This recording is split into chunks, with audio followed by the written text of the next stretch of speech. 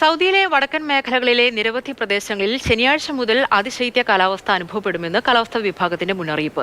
താപനില കുറഞ്ഞത് 4 മുതൽ 0 ഡിഗ്രി സെൽഷ്യസ് വരെ താഴുമെന്ന് അധികൃതർ അറിയിച്ചു. മുൻകരുതൽ നടപടികൾ സ്വീകരിക്കണമെന്ന് ആവശ്യപ്പെട്ടിട്ടുമുണ്ട്.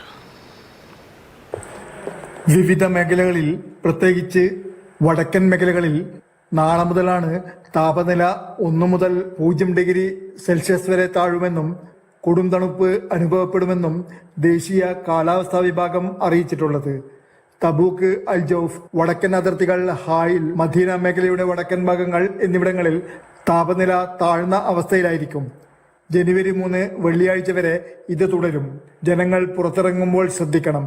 പ്രത്യേകിച്ചും കൂടുതൽ തണുപ്പ് സഹിക്കുവാൻ ബുദ്ധിമുട്ടുള്ളവർ തണുപ്പിനെ പ്രതിരോധിക്കുവാനുള്ള കമ്പിളി പോലെയുള്ള വസ്ത്രങ്ങൾ കരുതണം. പെട്ടെന്ന് അസുഖങ്ങൾ ബാധിക്കുവാനുള്ള സാധ്യത കൂടും. പനി പിടിക്കുവാനുള്ള സാധ്യതയുമുണ്ട്.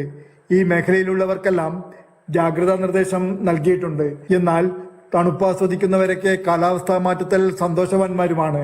Mathrubhumi news, Saudi Arabia.